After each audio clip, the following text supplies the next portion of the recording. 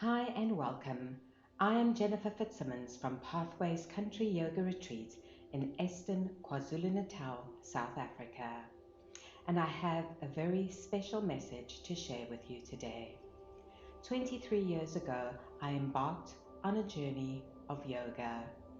I came face to face with fear, and I had a choice of whether I was going to let fear rule my life or if I was going to find a pathway to freedom of the mind.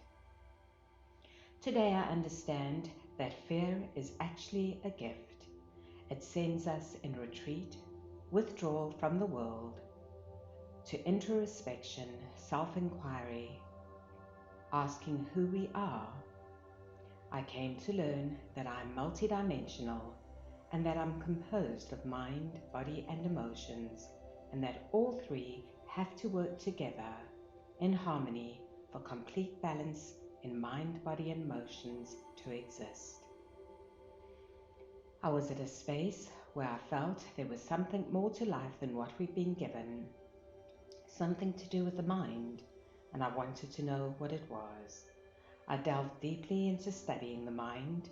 I wanted to know the workings and understand the mind, and I was very blessed to heal my mind, body and emotions.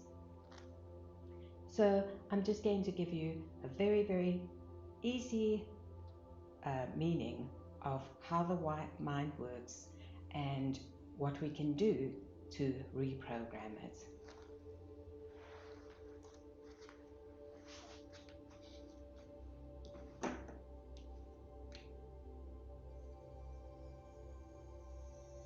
So let's say this is your mind.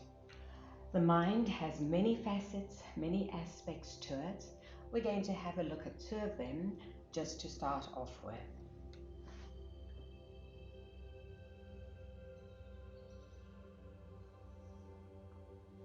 The mind is divided into sections. One of it is the conscious mind.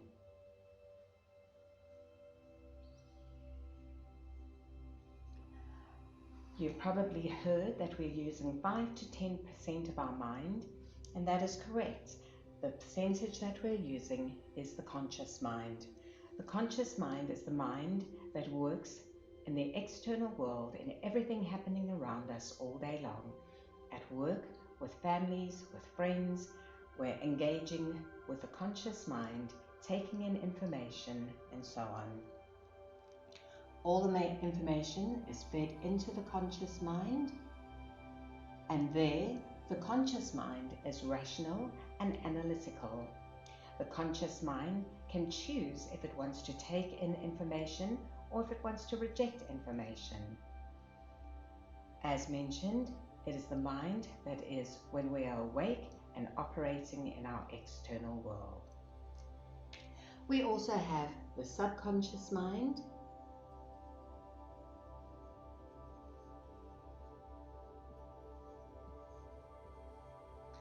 And the subconscious mind is a very powerful mind. The subconscious mind is not rational and it's not analytical. The subconscious mind takes everything as fact. It does not know if something's right or wrong. Whatever is told to it, it takes as fact. The subconscious mind creates our persona and our outlook towards life and how we react to different things happening around us. This is a very important part of the mind, and this is where everything starts off. If we were small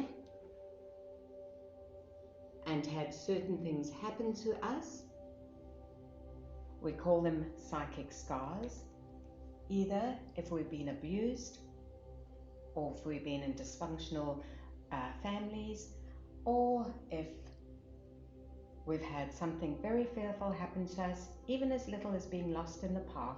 In that moment as a child, that is a very fearful thing. All those experiences that have happened are lodged into our subconscious mind, and that's what makes up our persona, as I said, our outlook to life and how we react. If we think about everything that's come into that mind, Is there a way that we can work with it to purify it and change it? The subconscious mind does not speak human language or understand human language like the conscious mind does. The subconscious mind's language is repetition, pictures, symbols, feelings, and words. So if we've been programmed with repetition from small, don't do this, you mustn't do that, that's wrong, people won't like you, that is what is giving us our outlook in life and holding us back slightly, thinking that we're not enough, and so on. If we think of how we can clear that, it becomes quite easy when we know the techniques. So we're saying that the subconscious mind doesn't understand fact from fiction, and it takes everything at face value. Whatever is fed to it, it takes it as fact. However, we have the conscious mind feeding it information to the subconscious mind also, and all the stimuli that's going on around us in advertising, in media, on television, and so on. So how do we know that the subconscious mind doesn't know fact from fiction? Well, in meditation, we use different techniques to silence the mind, the conscious mind, so that we can enter the realms of the subconscious mind. As we said, the conscious mind is in mental chatter all day long, and we need it to rest and to withdraw if we want to clear out the subconscious mind and all the psychic scars. So, how do we know, as I said, that the subconscious mind only understands what it's given and takes it as fact because it doesn't understand fiction? Well, if you think about it, when you're sitting watching a movie, you're kind of going into a meditative state.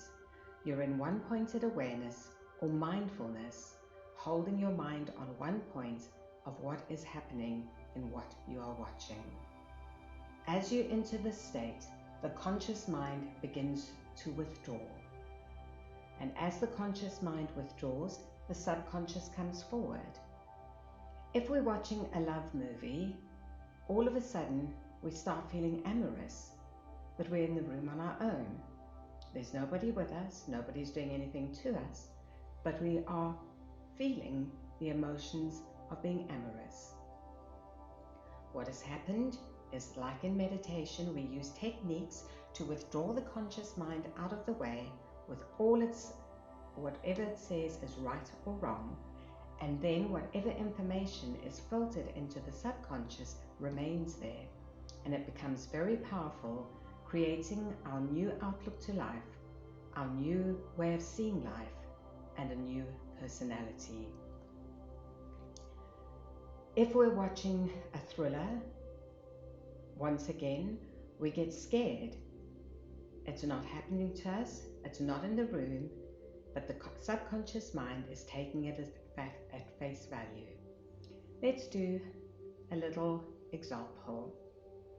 If you close your eyes and just take a deep breath in and out, and take another deep breath in and out, and one more deep breath in and out. And now I just want you to imagine that you're in the kitchen, and there in the kitchen is a beautiful fruit basket filled with fruits, and right on the top is a juicy lemon. Pick up the lemon, feel the thick fleshy skin, bring it to your nose and smell the lemon.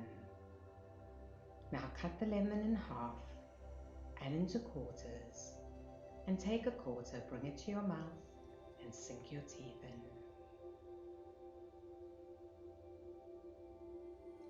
Did you find that your mouth began to have saliva in it?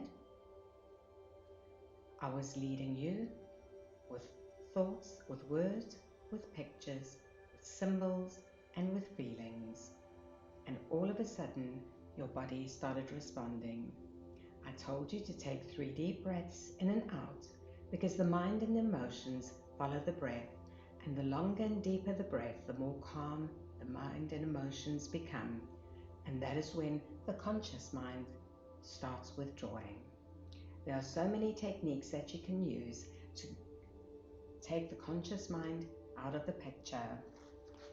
So the lovely thing about this is that if this is our persona and our outlook to life and how we react to life, if it's possible to clean it out and to reprogram it, would we do that? From all the stimuli that's been put into it, from our upbringing, from school, from being bullied, from being called names, and it's taken this in from repetition after repetition. It is possible to clean the subconscious mind. If you have a glass that is filled with sludge and it's stuck to the table, how would we clean it? We'd take pure clean water and pour it in, and we'd carry on pouring that water in until the water rises to the top and begins to flow over the sides. And we let it flow for a long time until the sludge has left the glass and we have a glass of clean water. So we have a very special technique that we use, and it's called Yoga Nidra. It is the state between wake and sleep. We take you into the alpha state where we withdraw the conscious mind and we put information into the subconscious mind. Beautiful, pure information of positiveness, of love, of hope, of peace, and so on. As we're putting in all the new information, so all the old information is coming out. And we are releasing psychic scars from the past, one by one. With repetition, if we continue to do this every single day, over and over and over again, eventually the subconscious mind gets it and says, I am that, and we have a transformation of persona, and we see life through different eyes. Through more positive eyes, our reactions become different, our outlook to life becomes different, and we're able to walk into a whole beautiful world. So, some people say, isn't this brainwashing? Well, what isn't brainwashing? Everything that we take in around us is brainwashing. Anything that we hear on the news takes us into fear automatically. Advertisements sometimes make us feel that we're not good enough if we're not using the products. If you had the choice to brainwash yourself with something, wouldn't it be with something positive? Wouldn't it be to give you a more peaceful life and a beautiful outlook on life, to walk into the world in love, in balance, and in peace? I have created a 10-day Yoga Nidra teachers training, and it is available for people that would like to take their yoga practice to a deeper level, yoga teachers that would like to take their students to a deeper level of clearing the subconscious mind with the practice of Yoga Nidra after their classes. It is also for parents that would like to join to learn how to teach their children Yoga Nidra, or give them Yoga Nidra in the evening before bedtime like a story. I've also created a CD for releasing fear, a Yoga Nidra CD for releasing fear and re-imprinting hope and love and peace into the minds of our children. They are all available on our website, yogaretreatsa.co.za. We have fear in this world. We have a choice if we want to allow it to take control of us, or if we want to take control of our minds and our outlook to life. If we want to go past fear and into a world of freedom, I invite you to join us. Namaste, and thank you for listening to us.